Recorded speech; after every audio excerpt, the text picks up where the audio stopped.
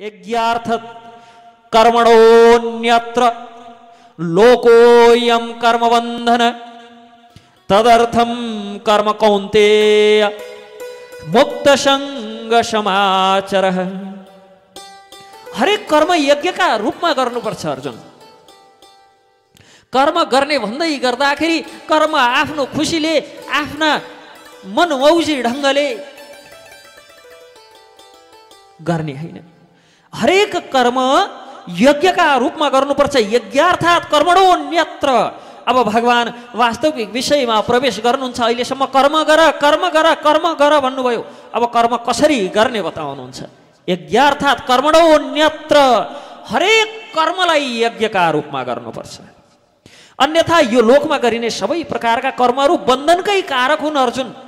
तिमीले सोचेको कुरो पनि सही हो, तिमीले भन्न खोजेको कुरो पनि सही हो।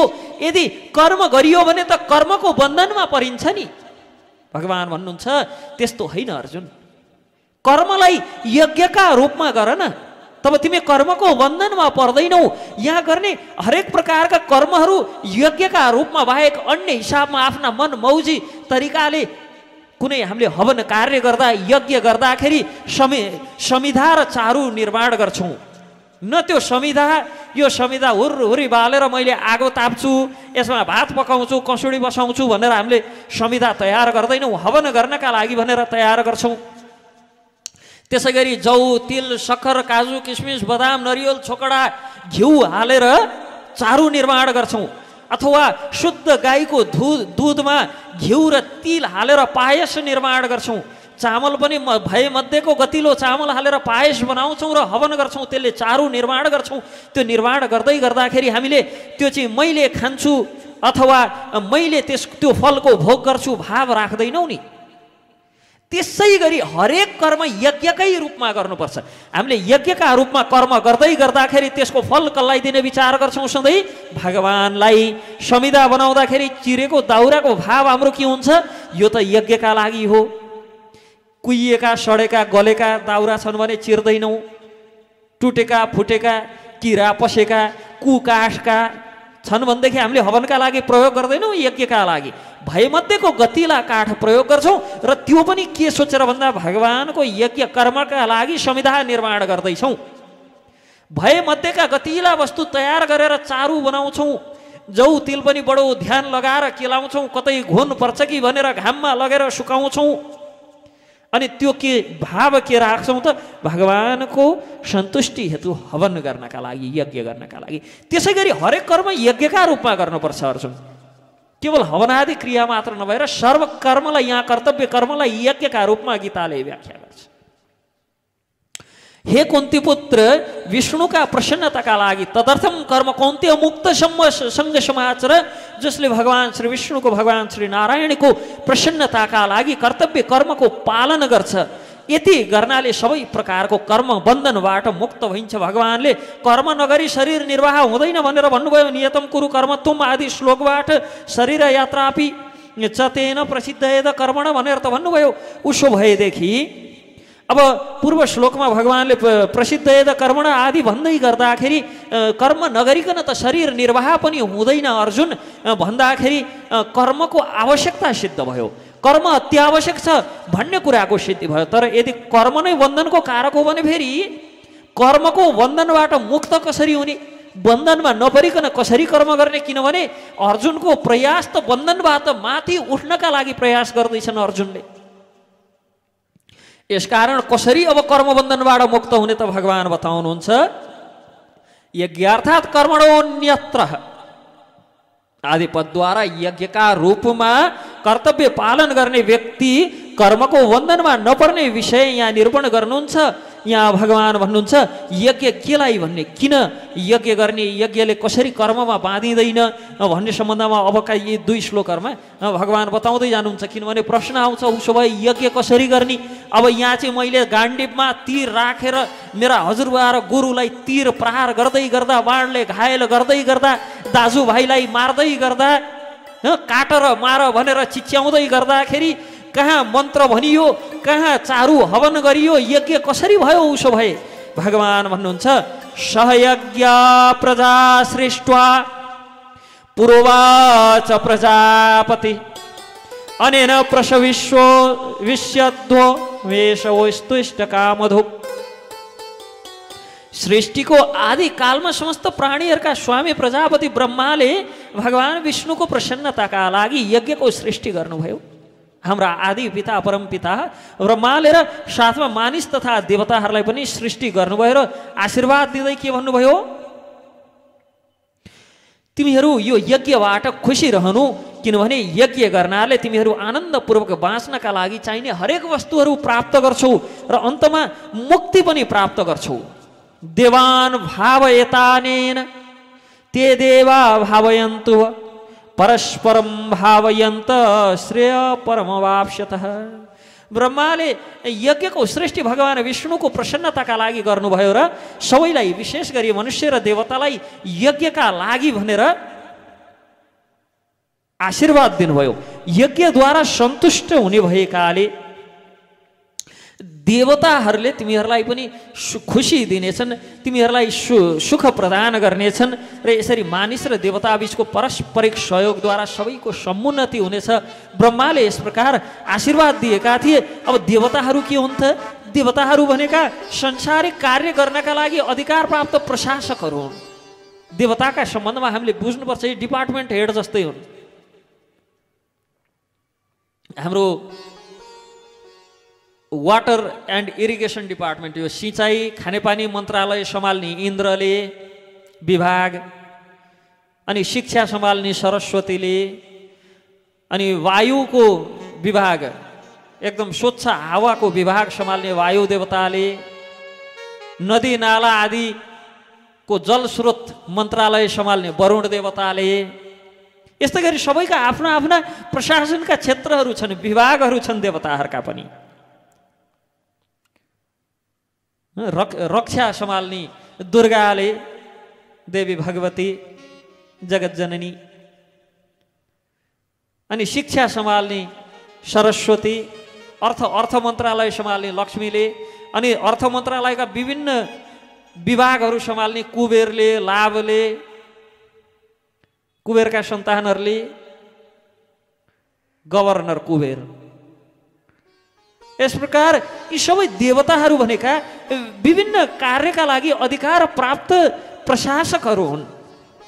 प्राणीलाई, हरेक प्राणीलाई शरीर तथा आत्मा धारण गर्नका लागि, यो शरीर र आत्मा साथमा राख्नका लागि आवश्यक पर्ने हावा, प्रकाश, पानी, हैन, यस्तै अन्य अन्य वरदानहरू कुनै न कुनै देवताका अधीनमा छन्।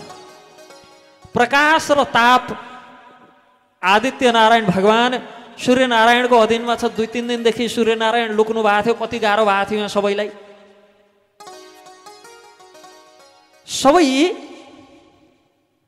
सबै देवताहरूले यी विभिन्न विभागहरू सम्हाल्ने प्रशासक जस्तै हुन्।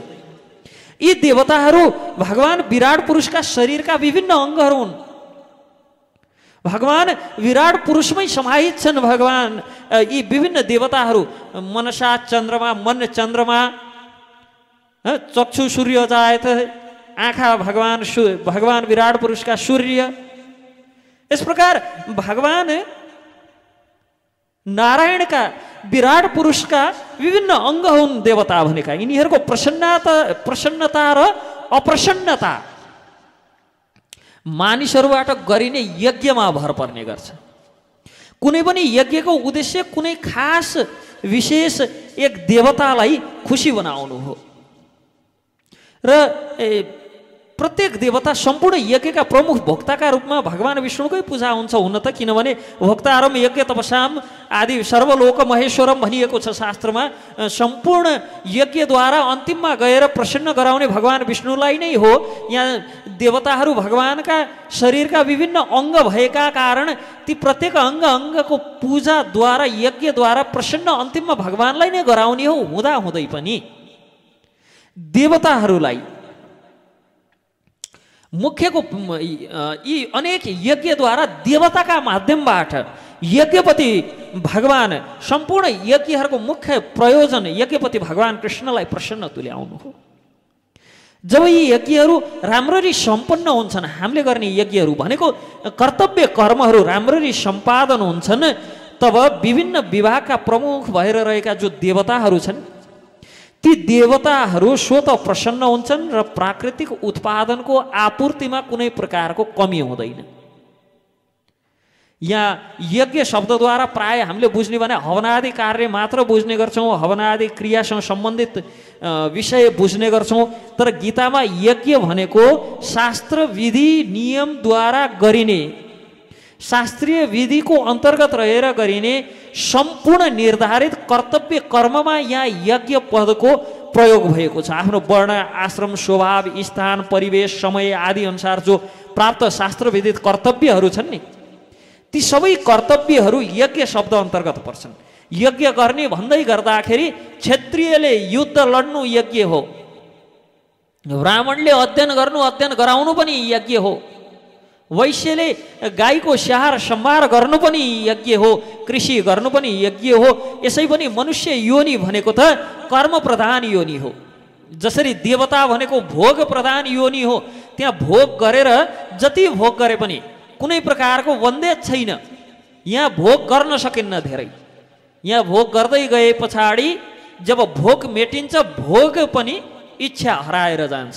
तर देव योनिमा देवताहरूले अनन्त कालसम्म भोग गर्न सक्छन्, किनभने त्यो भोग योनि हो। मनुष्य कर्म प्रधान योनि हो। यो कर्म प्रधान योनि केवल स्वकल्याण र परमार्थका लागि प्राप्त भएको हो। किन कर्म प्रधान हुनासाथ कर्मले अब के गर्छ, प्रारब्ध निर्माण गर्छ। यसकारण यो कर्म प्रधान योनि भनेको स्वकल्याणका लागि प्रयोग गर्नु पर्यो, परमार्थका लागि प्रयोग गर्नु पर्यो। देव योनि त यसै पनि भोग योनि हो। त्यहाँ भोगबाट कहिल्यै पनि व्यक्तिहरू निवृत्त हुँदैनन्।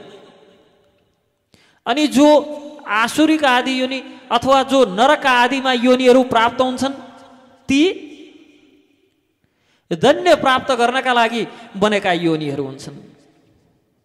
यो मनुष्य योनि कर्म प्रधान योनि भएका कारण स्वकल्याण र परमार्थको लागि प्राप्त भएको योनि भएका कारण निष्काम भावले आफ्नो कर्तव्य कर्मलाई भगवान विष्णुको प्रसन्नता हेतु यज्ञ रूपमा पालन गर्नुपर्छ। र जसले यज्ञका रूपमा आफ्ना कर्महरूलाई गर्ने गर्छ त्यो व्यक्तिको अवश्य पनि कल्याण हुन्छ।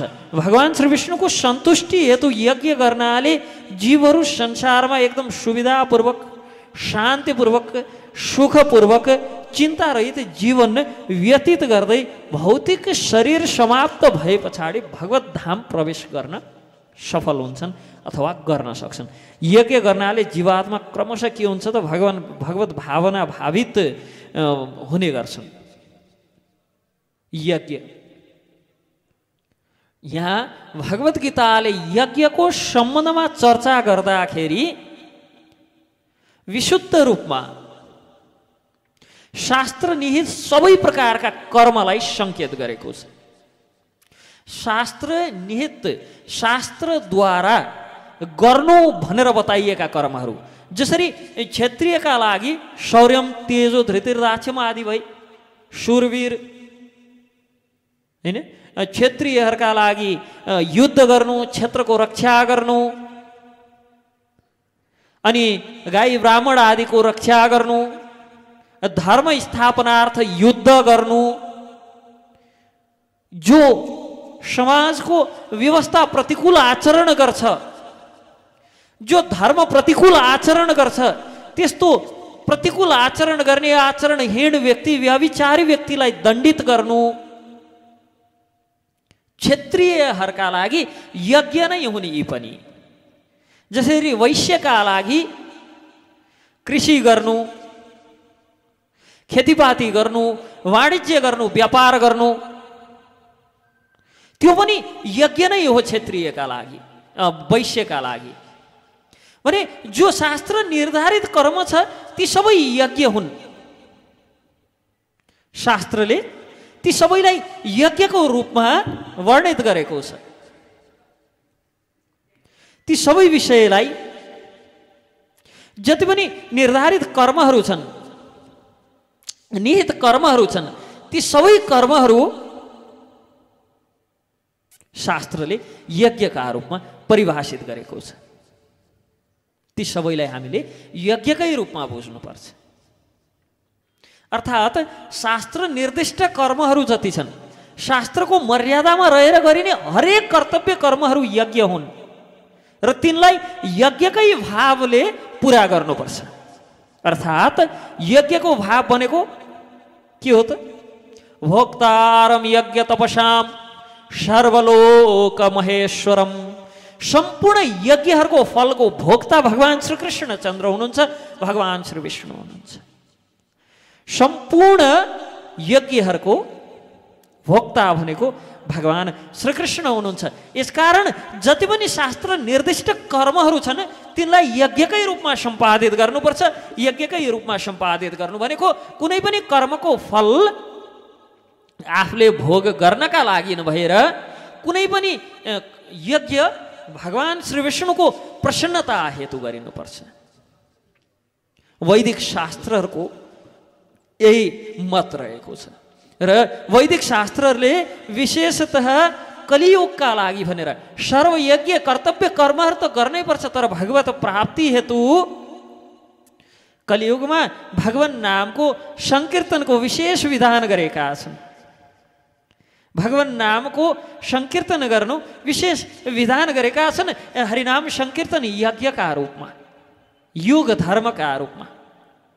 हरे कृष्ण कृष्ण कृष्ण हरे हरे, हरे राम राम राम हरे हरे।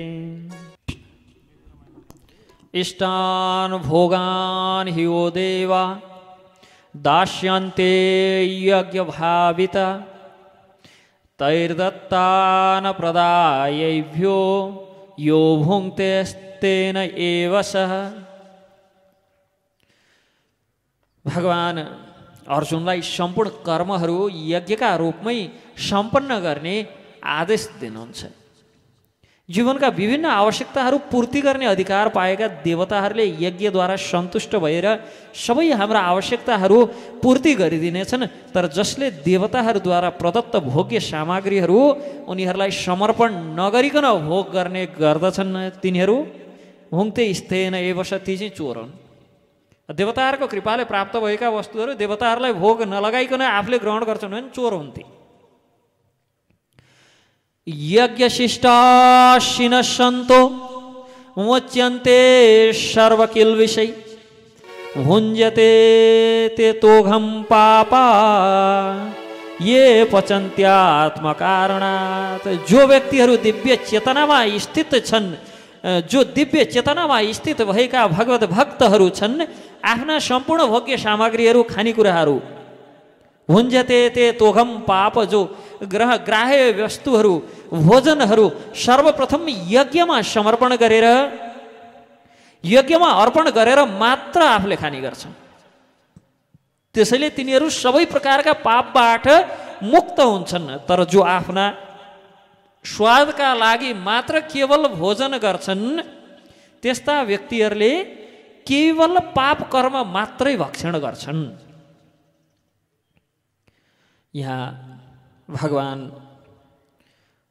बताउँदै हुनुहुन्छ कि जो देवताहरूद्वारा प्राप्त भएको, देव कृपाद्वारा प्राप्त भएका भोग्य सामग्रीहरू यज्ञद्वारा देवताहरूलाई सन्तुष्ट नगराइकन, भोग नलगाइकन यदि आफूले भोग गर्छन् भने त्यस्ता व्यक्तिहरूले केवल पाप मात्रै भक्षण गर्ने गर्छन्। सन्तहरू सदैव भगवान गोविन्दका प्रगाढ आगाढ प्रेममा मग्न रहने हुनाले के गर्छन् त, तिनीहरूले कुनै पनि खाद्य वस्तु आदि भगवानलाई अर्पण नगरिकन आफूले कहिले पनि खाँदैनन्। जे जति सामग्री प्राप्त हुन्छ त्यो सधैँ भगवानको सेवामा समर्पित गरेर मात्र शेष आफू ग्रहण गर्छन्। भने जो केवल आफ्ना इन्द्रिय तृप्तिका लागि भोजन तयार गर्छन् तिनीहरू चोर भए। चोर मात्र नभएर सबै प्रकारका, सबै किसिमका पापका भोक्ता पनि भए। किनभने जति पनि सामग्रीहरू छन्, भोग्य सामग्रीहरू, भोजन गर्ने सामग्रीहरू, अन्न आदि, अन्न फल आदि जति पनि छन् केमा निर्भर रहन्छन्? जल र जमिनमा, जल र पृथ्वीमा आधारित हो। जल र पृथ्वीका कारण नै अन्न फल आदि फल्ने गर्छन्, फुल्ने गर्छन्। जल समुद्रबाट सौर्य तापले एकदम तप्त भएर सूर्यले तताएर वाफको रूपमा आकाशमा गएर बादल बनेर अनि वर्षित हुन्छ, वर्षा हुन्छ। अब सम्पूर्ण फोहोर र पाप नदीले पखाल्दै कहाँ लान्छ? समुद्रमा। हामी गङ्गा स्नान के गर्न जान्छौँ? पाप पखाल्न जाने हो नि हामी।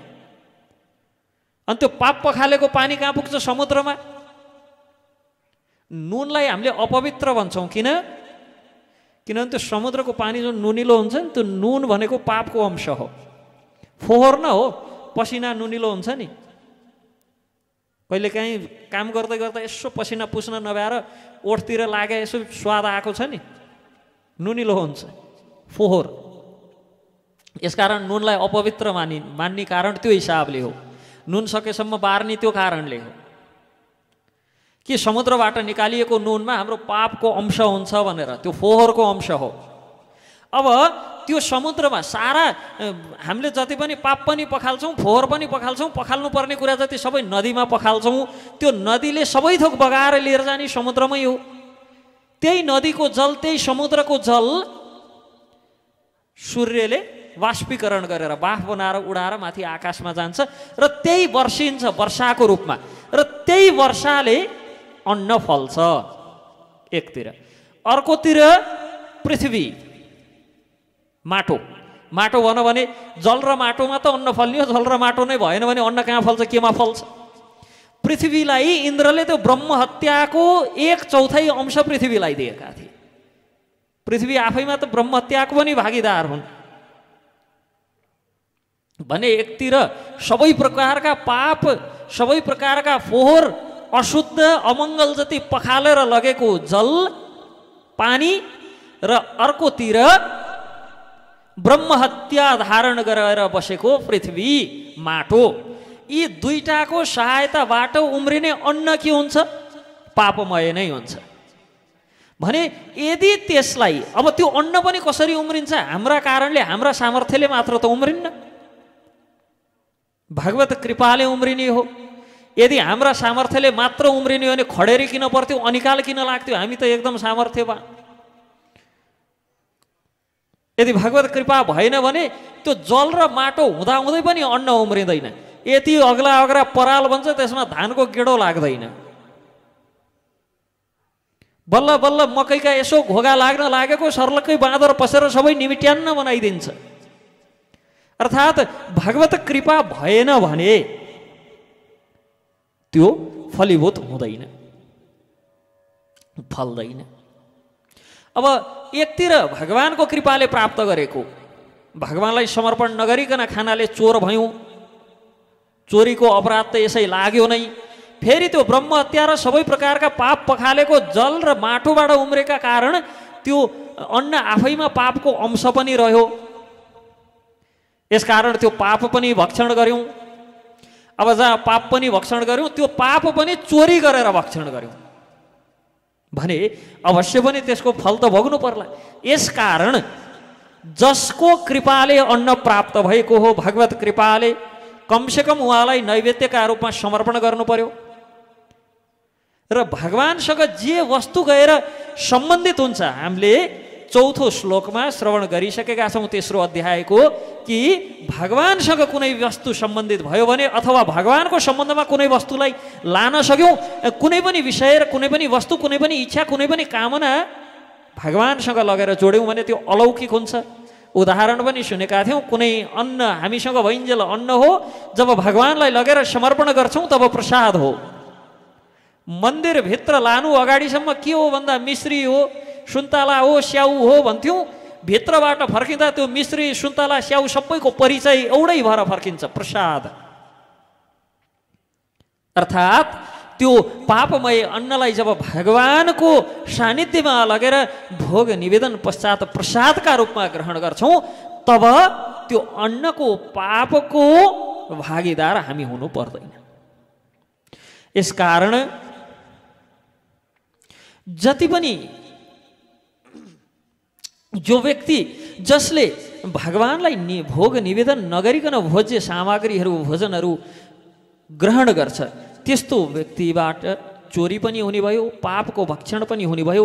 जो व्यक्ति चोर पनि छ, जो व्यक्ति पापको भक्षण गर्ने पापी पनि छ, त्यस्तो व्यक्तिले सुख कसरी पाउन सक्छ? त्यो व्यक्तिले शान्ति कसरी पाउन सक्छ? अत मानिसहरू सबै पक्षबाट प्रसन्न हुनका लागि प्रेममय भगवत भक्तिमा रहेर यज्ञ सम्पन्न गर्ने, मतलब शास्त्र निर्दिष्ट कर्तव्य कर्मलाई यज्ञका रूपमा सम्पन्न गर्ने यो सहज विधिलाई पालन गर्नुपर्छ। अन्यथा यो संसारमा सुख र शान्ति भन्ने कुरो हुँदैन। अन्नाद भवन्ति भूतानि पर्जन्याद अन्न सम्भव यज्ञाद भवति पर्जन्यो यज्ञ कर्म समुद्भव। जगतका सम्पूर्ण प्राणीहरू अन्नमा आश्रित छन्। अन्नले नै यो शरीर पालित पोषित हुने हो। अन्नाद भवन्ति भूतानि, शरीर यत्रो हत्केला अटाउनीबाट जन्मेर यत्रो हुँदासम्म यसलाई केले बढाउँछ? अन्नले बढाउने हो नि। भने सम्पूर्ण सृष्टि, सम्पूर्ण प्राणीहरू अन्नमा आश्रित छन् र अन्न भूतानि पर्जन्याद अन्न सम्भव, अन्न जलमा आश्रित छ, पर्जन्यत वर्षामा आश्रित छ। वर्षा भएन भने अन्न नहुन सक्छ, जल भएन भने अन्न नहुन सक्छ। यज्ञाद भवति पर्जन्यो, र त्यो जल भनेको यज्ञमा आश्रित छ। यज्ञद्वारा जलको वृष्टि हुन्छ। यज्ञ कर्म समुद्भव, र यज्ञ केमा आधारित छ? यज्ञ केमा आधारित छ त? यज्ञ कर्म समुद्भव, निर्धारित कर्तव्य कर्म नै यज्ञ हो। निर्धारित कर्म कर्तव्य कर्मबाट यज्ञ पैदा हुन्छ।